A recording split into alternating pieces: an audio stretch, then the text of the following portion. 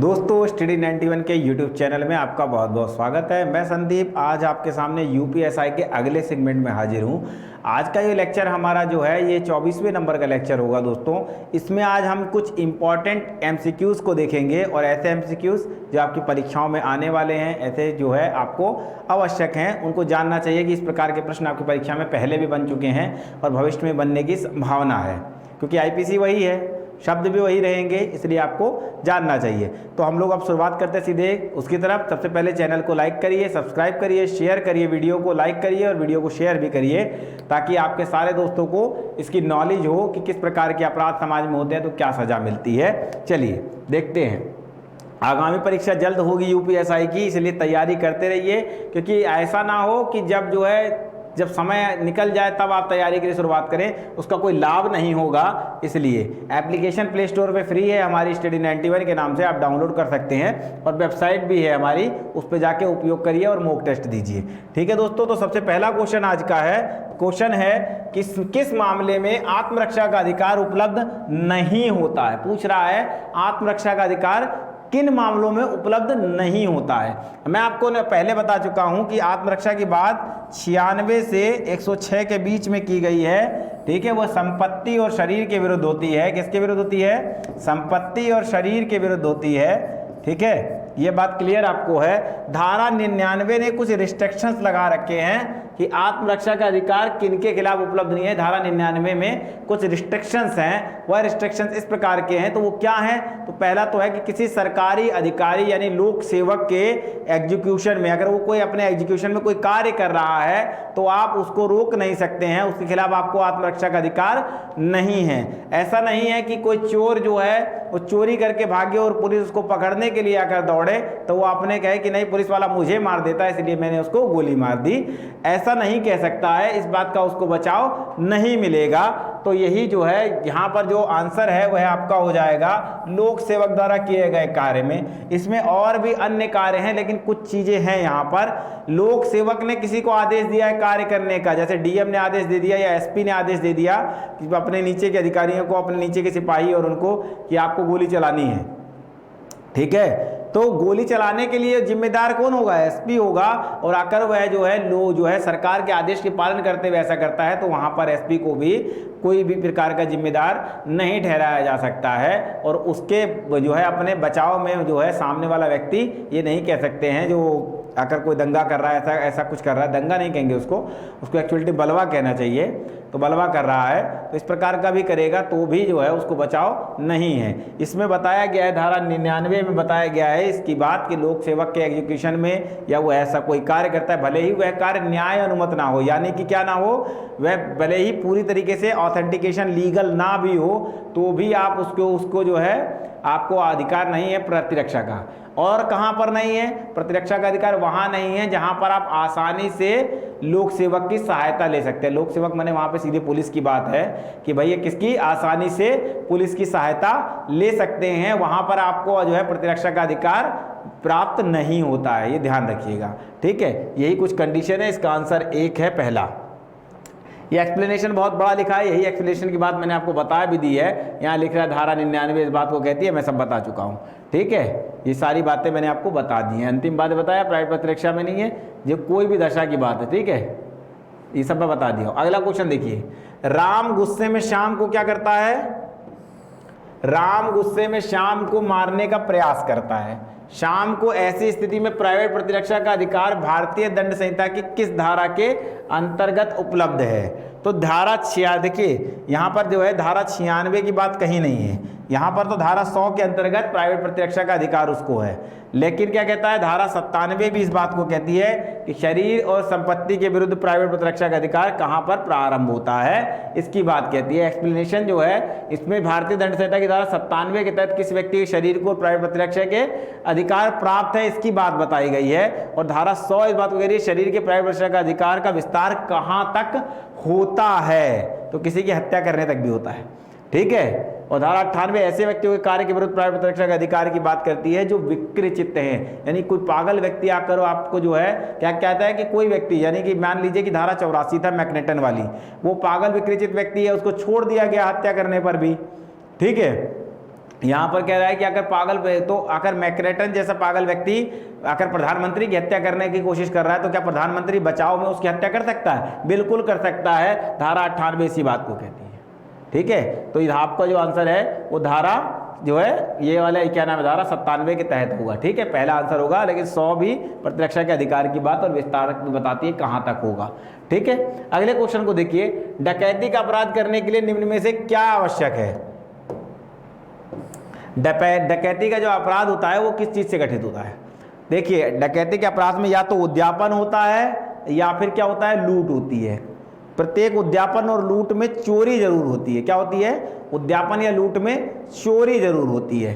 तो क्योंकि देखिए चोरी की डेफिनेशन क्या है? चोरी की डेफिनेशन बड़ी सरल है, कहता है कि किसी भी संपत्ति को आप अपने साथ ले जाने के आशय से एक स्थान से दूसरे स्थान पर सिर्फ मूव करा दीजिए, उसका स्थान बदल दीजिए, चोरी हो जाएगी। ठीक है, उद्यापन क्या है, एक्सटॉर्शन क्या है? तो ये आपको पता है कि किसी को साशा या भय में डालकर उसे संपत्ति प्राप्त कर लेना। छल क्या है? तो छल का यहाँ पर कोई लेना देना नहीं, छल इसमें नहीं आता है। तो यहाँ पर ये दोनों चीजें ही डकैती के अपराध में होती हैं। ठीक है, चोरी और उद्यापन, इसका आंसर हो जाएगा चौथा। चोरी और उद्यापन दोनों होता है, लूट भी होता है, ये भी ध्यान रखिएगा। ठीक है, लूट और डकैती में एक अंतर होता है। यहाँ देखिए भारतीय दंड संहिता की धारा 391 डकैती की परिभाषा करती है और 390 लूट की परिभाषा करती है, 378 चोरी की परिभाषा करती है और 383 उद्यापन जिसको एक्सटॉर्शन कहते हैं उसकी बात करती है। ये कह रहा है डकैती में चोरी और उद्यापन दोनों सम्मिलित इसलिए होता है क्योंकि चोरी में क्या है, डकैती में लूट सम्मिलित होता है और चोरी या उद्यापन उग्र रूप है। ठीक है, किसके? उन्हीं के। भारतीय दंड संहिता में लूट परिभाषित है। अब देखिए वही बात आ गई, अभी मैंने जस्ट आपको बोला है, वही बात फिर से वापस आ गई है। क्या कह रहा है? ये हो गया डकैती के बारे में। किसके बारे में हो गया? डकैती के बारे में परिभाषा करता है। ये लूट के बारे में परिभाषा करता है, ये उद्यापन के बारे में परिभाषा करता है।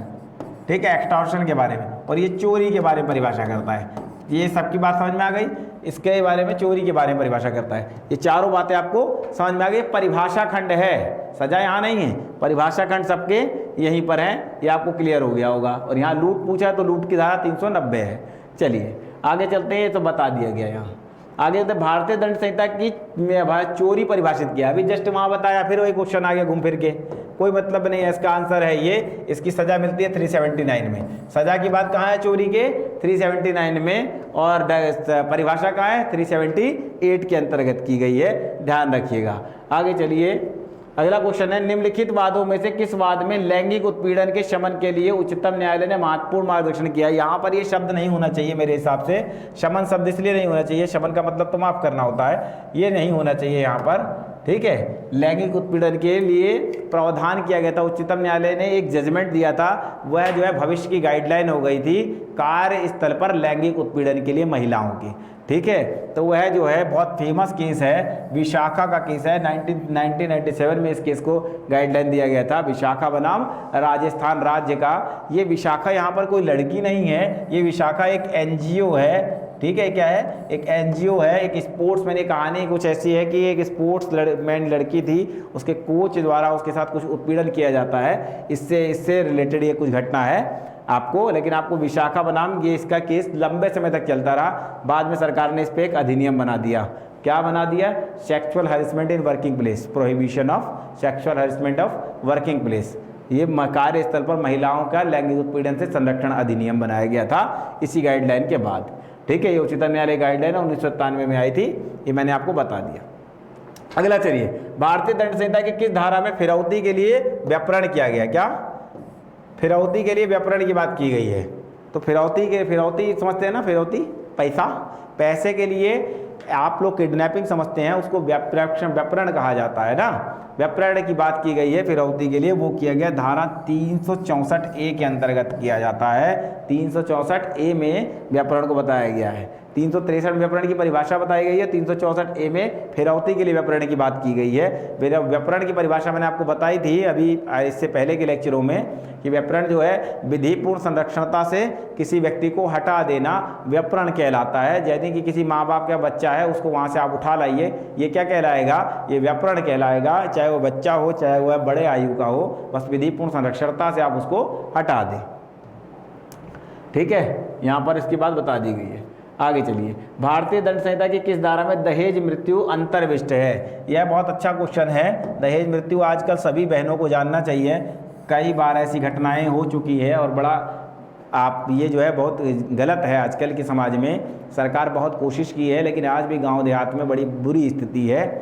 और मेरे हिसाब से तो आप लोग को भी इसको बहुत ठीक से समझ लेना चाहिए। तो इसका आंसर है 304B, दहेज मृत्यु की बात करती है धारा 304B। ठीक है, किसकी बात करती है? दहेज मृत्यु की बात करती है। 304 जो है वो बात करती है किसकी? 304 बात करती है क्या नाम है, जो 299 में दंड है, यहाँ पर आपराधिक मानववध, यहाँ आपराधिक मानववध के दंड की परिभाषा की बात करती है, आपराधिक मानववध के दंड की बात करती है। और 299 आपराधिक मानववध की परिभाषा की बात करती है। 302 हत्या की परिभाषा की हत्या के दंड की बात करती है। ये तब मैंने आपको बता दिया। इसके अंदर क्या क्या है? इसके अंदर कहता है कि किसी व्यक्ति की, मैं आपको कुछ एलिमेंट बता देता हूँ, दहेज मृत्यु कब होती है। कोई विवाहित महिला, कौन? कोई विवाहित महिला हो, ठीक है, जिसके कोई विवाहित महिला विवाह के 7 वर्ष के पूर्व, कितना? विवाह के 7 वर्ष पूर्व, ठीक है, जल जाने से या शारीरिक क्षति द्वारा सामान्य परिस्थिति से भिन्न परिस्थिति में, यानी कि देखने में लगे कि ये थोड़ी अलग परिस्थिति है, सामान्य तरीके से मौत ना हुई हो, सामान्य परिस्थिति से भिन्न परिस्थिति में, ठीक है, यदि किसी महिला की मृत्यु होती है और उस मरने से पहले उसके साथ क्रूरता का व्यवहार किया गया हो, उसके किसके साथ? पति या उसके रिश्तेदार, यानी माता पिता भी और रिश्तेदार भी हो सकते हैं, पति या उसके नातेदारों द्वारा जो है महिला के साथ क्रूरता का व्यवहार किया गया हो और दहेज की मांग को लेकर किया गया हो, तो ऐसी मृत्यु दहेज मृत्यु कहलाती है। और इसके लिए पूरे परिवार को दंडित किया जाता है लड़के के, ठीक है। यह जो है आईपीसी की धारा 304B के अंतर्गत परिभाषित किया गया, यही परिभाषा लिखी है, शब्दशः मैंने आपको बात बताई है, ठीक है दोस्तों, ध्यान रखिएगा। अब ये लिखा है पूरा, जो मैंने अभी आपको बताया, ये पूरी बात वही लिखी है, पूरी धारा छाप दी है। 7 वर्ष से कम की नहीं होगी, लेकिन 7 वर्ष से लेकर आजीवन कारावास तक की सज़ा इसमें मिलती है, ठीक है। 7 वर्ष से कम नहीं होता, लेकिन आजीवन कारावास तक की सज़ा मिलती है, ठीक है। अगला कहता है भारतीय दंड संहिता, भारतीय मृत्यु दंड जो है वो विरले से विरलतम अपराधों में ही दिया जाना चाहिए।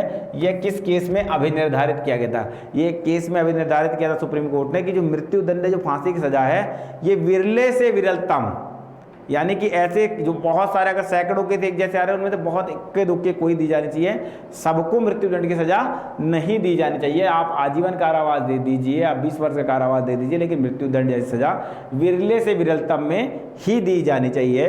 तो यहाँ पर यह केस में कहा गया था बच्चन सिंह बनाम पंजाब राज्य के केस में, ये बहुत फेमस केस है, इस केस में इस बात को कहा गया था कि जो है विरले से विरलतम केस में ही जो है दी जानी चाहिए। पंजे है बच्चन सिंह के केस में इस बात को कहा गया था। के.एम. नानावटी बनाम, ये अगला क्वेश्चन है हमारा, ये क्वेश्चन बहुत अच्छा और इम्पॉर्टेंट है। के.एम. नानावटी बनाम स्टेट ऑफ महाराष्ट्र का केस एक प्रमुख वाद है। पहली बात तो इस केस के बारे में बता दूं कि इस केस में जो है, जब ये केस जजमेंट हुआ था उस समय इस केस में जूरी बैठती थी। जूरी समझते हैं? ऐसे सामाजिक और कानून क्षेत्र के अन्य लोग जो जज नहीं होते हैं, ऐसे लोग बैठते थे कोर्ट में और पूरी सुनवाई जज करता था, लेकिन वहाँ पे वो लोग भी सुनते थे और सुनने के बाद वो लोग जो है जजमेंट करते, जो वो निर्णय देते थे, उन्हीं के बहुमत के आधार पर जज जजमेंट देता था। के.एम. नानावटी का केस इसी से रिलेटेड है। इस केस के बारे में एक मज़ेदार फैक्ट बता देता हूँ। अक्षय कुमार की पिक्चर एक आई थी अभी, जिसमें उन्होंने कमांडो रुस्तम पावरी का रोल किया है। वो कमांडो रुस्तम पावरी के.एम. नानावटी ही थे, ठीक है। ये जो है एक कमांडो थे जो कि जो है उस पर रहते थे, जो है नेवी के ऑफिसर थे, कमांडो थे।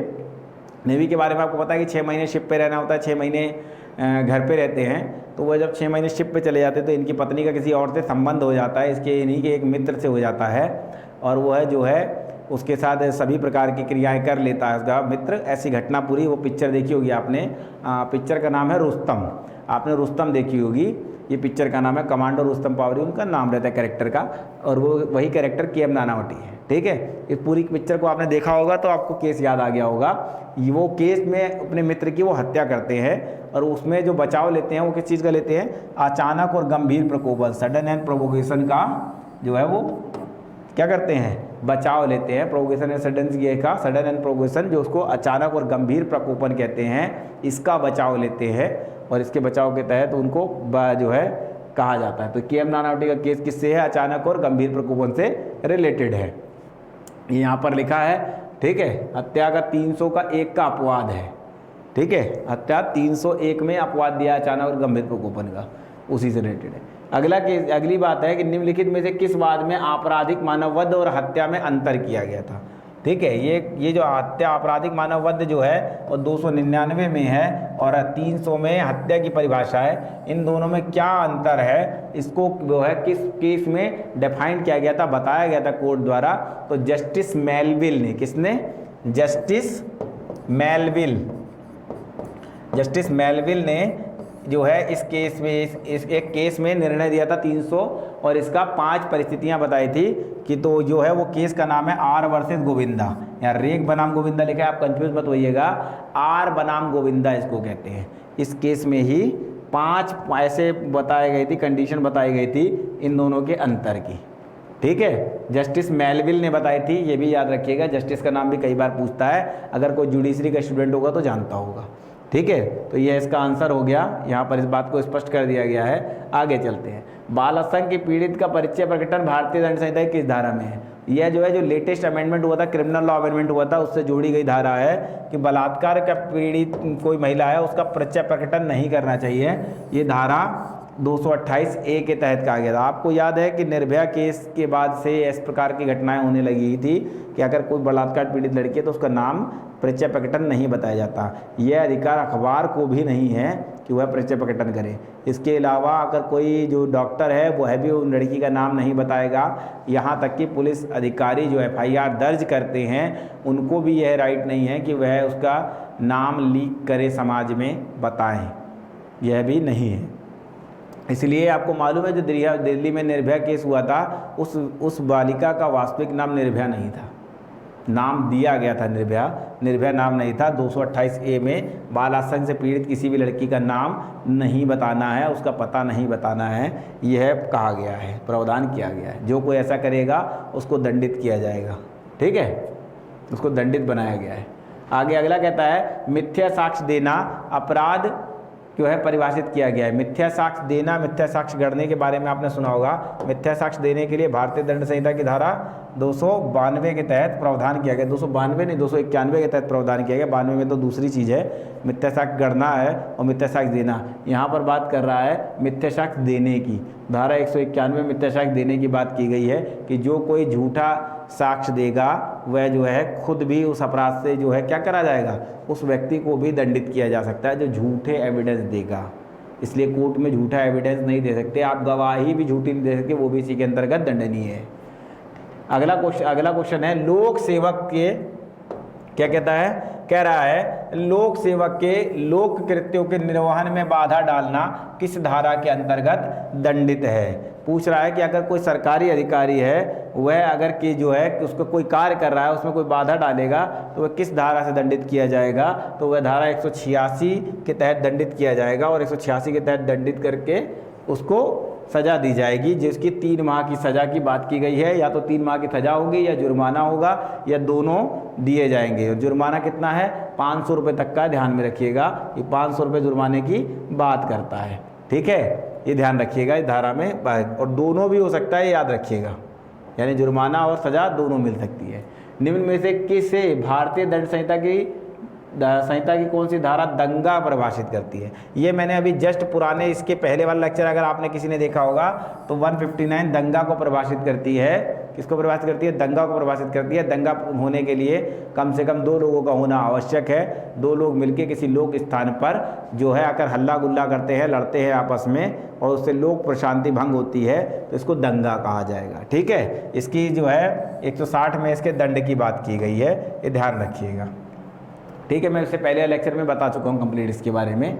देखिए, राष्ट्रीय अखंडता पर प्रतिकूल प्रभाव डालने वाले लांछन प्रख्यान का उपबंध भारतीय दंड संहिता की किस धारा के अंतर्गत, निम्नलिखित में से किस धारा के अंतर्गत किया गया है, यह बात यहाँ पर कह रहा है। ये बात आपको मालूम है कि ये राष्ट्रीय एकता और अखंडता वाली बातें हैं, इसके बारे में धारा 153B जो है इसके बारे में प्रावधान करती है। ये सब सामान्य धाराएँ हैं, ये आपको सबको मालूम है।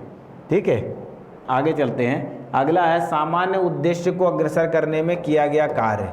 एक बात समझ लीजिए, सामान्य उद्देश्य है यहाँ पर, एक होता है आप जो जानते हैं सामान्य आशय, क्या कहते हैं, सामान्य आशय को आप जानते हैं एक बात। दूसरा यहाँ पे बोल रहा है सामान्य उद्देश्य, क्या कह रहा है, सामान्य उद्देश्य की बात कर रहा है। ठीक है, सामान्य आशय को आकर अग्रसर किया जाए तो इसमें सिर्फ मिनिमम 2 लोगों की आवश्यकता होती है, लेकिन यहाँ पर 5 लोगों की आवश्यकता होती है।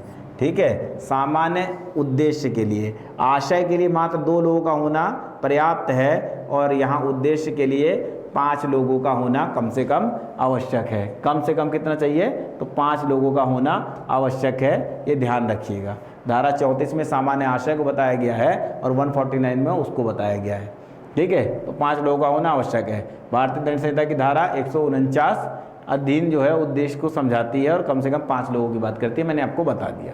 ठीक है, विधि विरुद्ध जमाव सामान्य क्या है, विधि विरुद्ध जमाव जो है सामान्य उद्देश्य को अग्रसर करने में किया गया कार्य होता है। ठीक है, इसके बाद बलवा कहता है, बलवा क्या है, जो है सामान्य समझ लीजिए, जब विधि विरुद्ध जमाव में क्या होता है, विधि विरुद्ध जमाव जो होता है उसमें 5 या 5+ लोग चाहिए होते हैं। ठीक है, 5 या 5 से ज़्यादा लोग चाहिए होते हैं। यह लोग जो है अगर किसी लोक स्थान में जो है इकट्ठा होते हैं, और जो है इकट्ठा होते हैं किस लिए, सिर्फ इकट्ठा हुए हैं, लेकिन वो जो कंडीशन बताई हैं उन कंडीशन में से कोई भी 149 में जो कंडीशन है उनमें से किसी घटना को करने के लिए इकट्ठा होते हैं, अभी की नहीं है लेकिन इकट्ठा होते हैं, तो उसको क्या कहा जाता है, विधि विरुद्ध जमाव कहा जाता है। और अगर उसमें यह उग्र हो जाए और उनमें से ये सारे या उनमें से कोई एक जो है क्या करता है, कुछ आपराधिक बल का प्रयोग करता है या जो है हल्ला गुल्ला करता है, सरकारी संपत्ति को नुकसान हो जाता है, तो इस प्रकार की कोई घटना करता है तो वो बलवा के अंतर्गत आएगी,